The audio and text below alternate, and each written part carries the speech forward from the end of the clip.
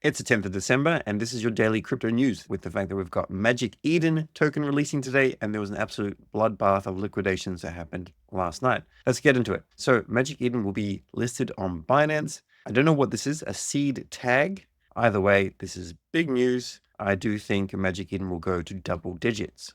Also, Upbit, they're listing it. They're the biggest exchange in South Korea. And the only way to claim your Magic Eden tokens is not an airdrop, is via the Magic Eden mobile app. And you do need to claim them, otherwise they'll be going back to stakers. However, I think that's not until February, unsure on that. Also, and I don't know how I feel about this, but if you want some more Magic Eden, you can list NFTs for sale, Solana NFTs, in Magic Eden and earn tokens from those sales. But I don't know if this means that you're actually just getting the Solana equivalent or if they give you like a little bit of a bonus.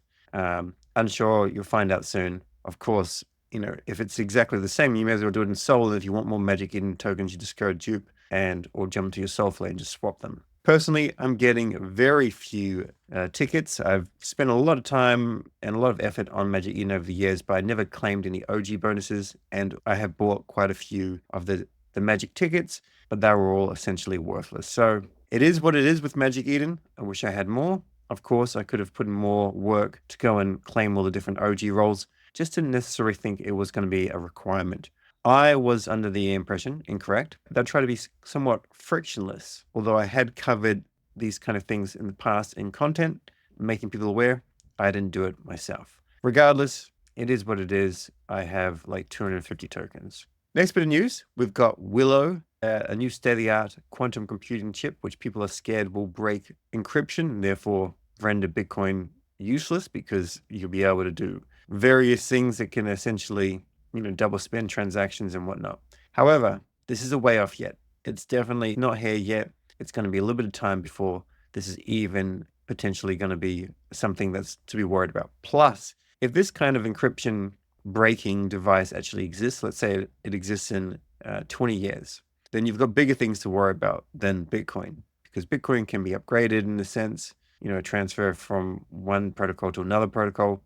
With some difficulty, but possible. But Bitcoin is very secure. What about governments around the world that are using subpar security? So in general, it's nothing to worry about. Now, having a look at the current market state visualization, massive bloodbath, an absolute bloodbath, which is healthy and good. Cardano going down crazily. By the way, I saw a random poll, and there's a lot of Cardano people out there. Maybe grabbing a little bit of Cardano is not a silly idea just because of the core community. It's a viral kind of thing, like XRP. However, having said that, you can see across the board, things have gone down. Altcoins have had a bit of difficulty. BTC is doing fine. It's staying pretty stable. Have a look and see how Sui is doing. Sui over here is now at $3.75. So I'm starting to accumulate more Sui, and maybe this is a better entry for some. In general, like some did really, really poorly, like these ones, and Dog with Hat has fallen significantly. By the way, don't pay any attention to Solana Swap. This, I don't know why it's pumping, but it's not going to do well. It's going to be an absolute rubbish token. I had a little look yesterday. Ignore it for sure. Also, there was an airdrop from Movement. This happened yesterday. You had to do quite a few things in Discord and Zealy Quest and whatnot, so most people will not qualify. But if you did, go and check it out and you'll have some move in your wallet. Despite the liquidations, we're only at 78 with Fair and Greed, so nothing's really changed. And overall, Bitcoin balances on exchanges have dropped to their lowest point, so people are moving them to cold storage. And then today, Microsoft shareholders are voting on whether or not they should invest in Bitcoin. And now a Russian lawmaker is proposing a strategic Bitcoin reserve to counter geopolitical challenges. I mean, at first it's one and then it's all, right? Now, the liquidation event was massive. So in the past 24 hours, 571,000 traders were liquidated for 1.72 billion. One whale was liquidated for almost 20 million. And I believe this was the largest since 2021. So it was a significant liquidation event. There were quite a few major indicators here, and I'll tell you the one that I kind of use the best. Apparently, this is per Ash Crypto. Coinbase traders started the sell-off and then liquidation cascade. So when it says Coinbase traders began selling 1 hour before the major dump, this is where I say whales control the market. They just do, and that's fine. So liquidation cascade. So what happens when you've got when things start to drop, it's a cascade. It's kind of like a waterfall. It just kind of goes down a leg and then down a leg and down a leg. And that's why it's not a nice little 1% drop. It's a significant drop.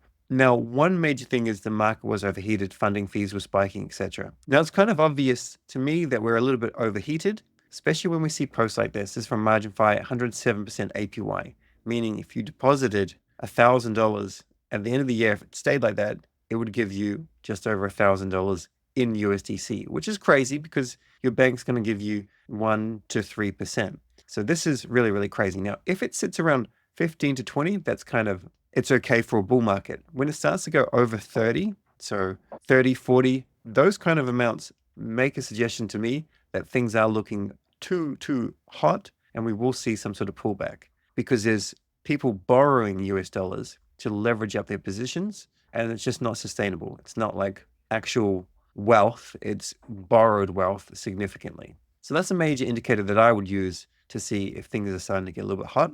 And as soon as I saw this, I felt we're starting to get a little bit hot and I'm not really trading anything. I still think Bitcoin will hit potentially 110,000 by the end of the year. And I'm really hoping that Sol hits $300 at some stage. Cold-blooded Schiller says, spot buyers, do your work. Don't touch another trade. So this is probably another time for leveraging. If you want to leverage up, maybe it's a 2 or a 3x leverage, nothing crazy. Now we have some news from an Indian exchange, WazirX.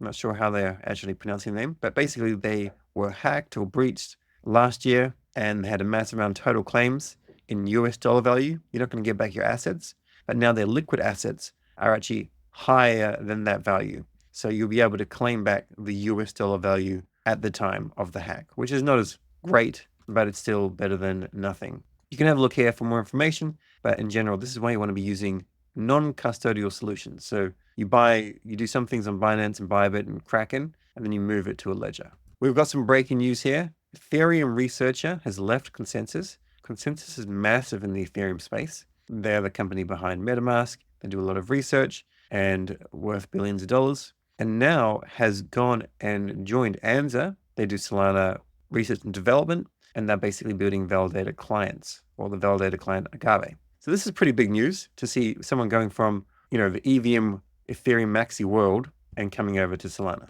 And at the end of the day, this is going to be really, really bullish for Solana and to try and encourage, all the blockchains to work together. Communa's got an opportunity out there right now.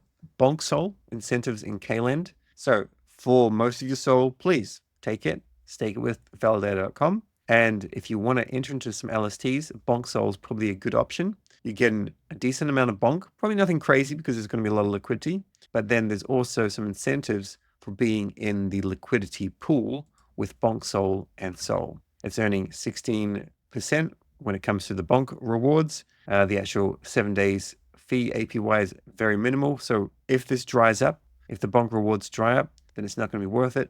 This should have very, very little in terms of impermanent loss. My only criticism is on Orca, so we're not getting any MET points. So personally, I'm not going to do it. I'd rather, sadly, miss out on bonk, but get more MET points. But this could be something that you're interested in. We've got some more news here from Flocky and a debit card. I don't know how they look. Like they've got the Flocky logo, but I wonder if it's a little bit more cooler than that. But we can have a look here maybe. But one thing I want to show is there's no exchange rate fees or transaction fees. However, there is a top-up fee of 2%. You may want to get some. Maybe you get some extra Flocky. I'm far more bullish on Cast, to be perfectly honest. But there's no harm in having two, probably. And it supports 8 different blockchains. My assumption is it's going to support Solana, but I can't see that. 5,000 USDT daily limit, not too high there. So definitely I'm favoring Cast over this as you get points, but it may be worth getting one of these as well. Have some early information on Griffin. I'm not sure how it's pronounced, but this is a soul-bound NFT for AI agents. I haven't used it yet. However, if you have a Saga Genesis token, so the first Solana mobile, not the pre-order for Seeker, then you can go and grab one of these for a small mint price. I haven't used it, but basically you can prompt with AI, and I'll give it a go, but just putting it on your radar for anyone that's interested. Obviously, AI is very, very important. People that have been buying AI tokens have been doing really, really well, but I haven't actually used it, so I can't tell you what it looks like. I believe the mint price right now is like 0.5 Sol. And then later today, we've got portals at 11 a.m. Pacific time, which is 7 p.m. UTC.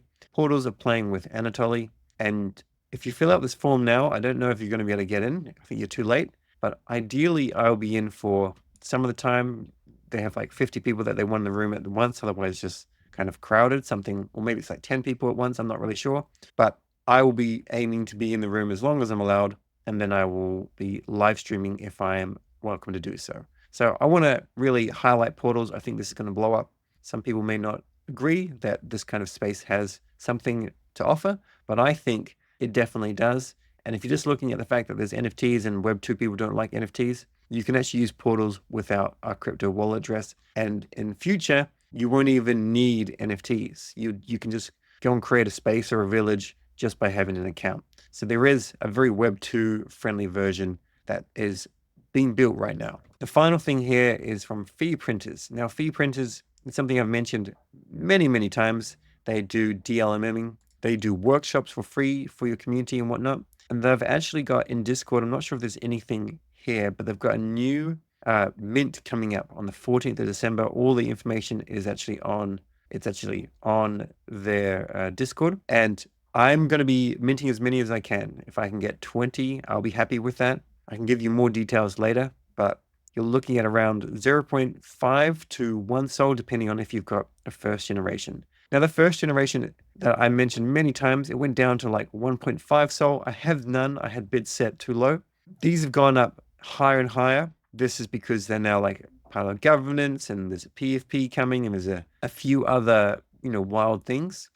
So this is too high for me to buy. I'm not going to go and buy them for probably more than 3 sol, to be honest. However, they have managed to take something like $45,000 into 110, something along those lines. So they're doing well. And the second mint, I think, will be worth getting some if you're keen. This way, you've got exposure to Meteor, you've got a revenue share system, they have upside. And then when the Met Point airdrop actually happens, you also get some Met tokens. So pretty bullish on what this is, just because DLMMing is hard, and this makes it, well, you're giving someone else agency. So it's best that you learn it as well. But if not, at least you've got some kind of skin in the game. Onto the actionables, DCA Sol on Dupe.ag and staker with validator.com.